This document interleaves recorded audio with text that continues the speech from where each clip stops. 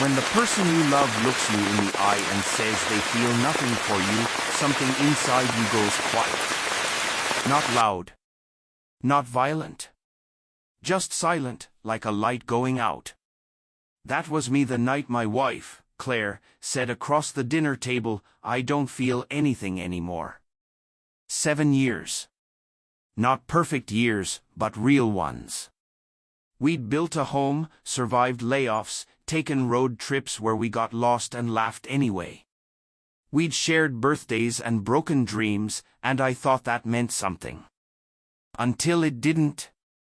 For months I'd felt her drifting away, the long silences, the forced smiles, the way she'd scroll through her phone at night, claiming exhaustion but wide awake.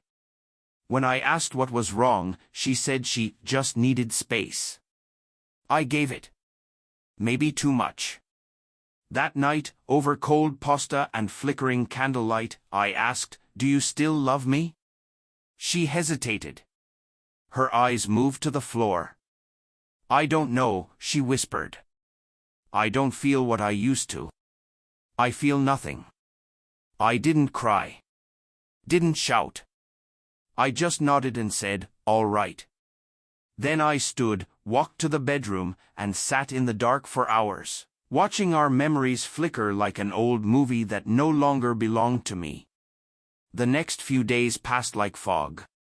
She moved through the house as if I were invisible. I made breakfast. She barely looked at me.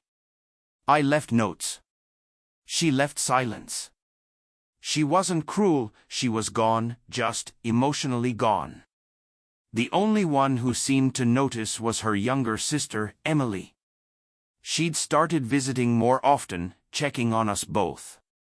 Emily was everything Claire no longer was: open, honest, warm. One afternoon, while Claire was at work, Emily stopped by with 2 coffees.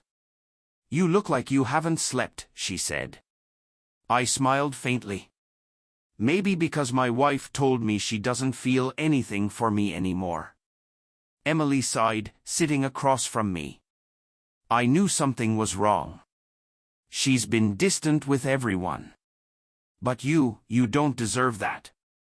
I didn't answer. I just stared at the coffee, wondering how something so solid could vanish so quietly. A few days later, Claire asked for a trial separation.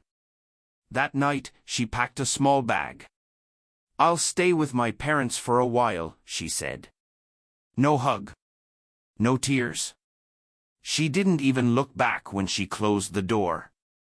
For 2 weeks, the house was still, her perfume fading from the air, dishes untouched, silence thick enough to hear your own pulse. I didn't reach out. I wanted to see if she would. She didn't. Then one evening, a knock at the door.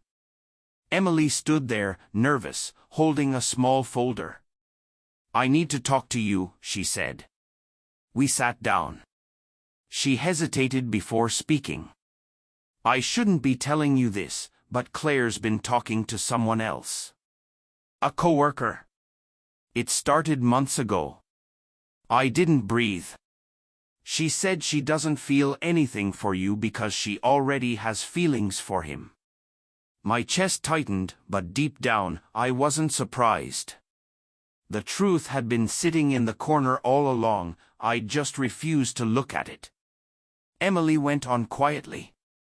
"I told her she's making a mistake. That you're a good man." But she wouldn't listen.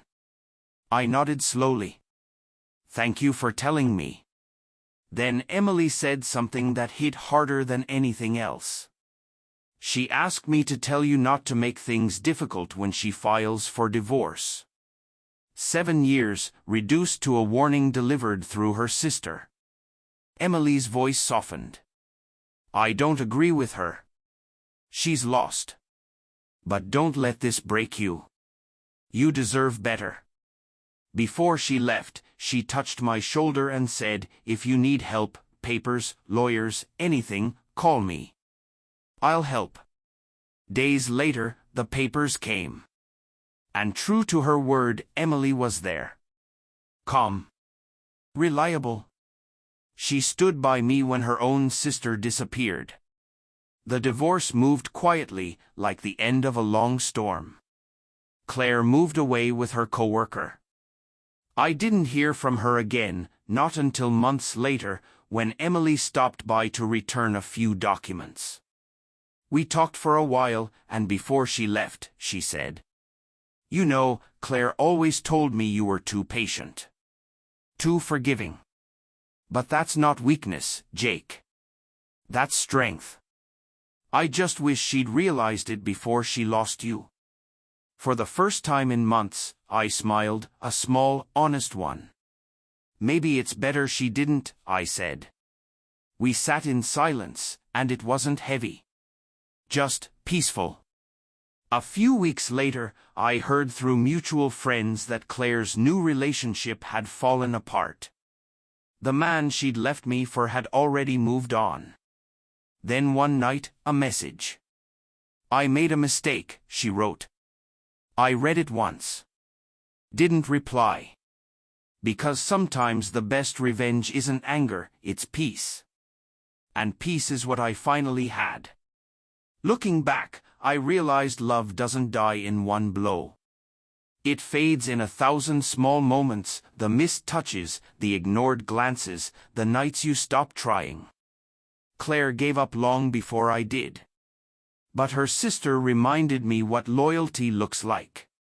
And that was the real surprise in all of this.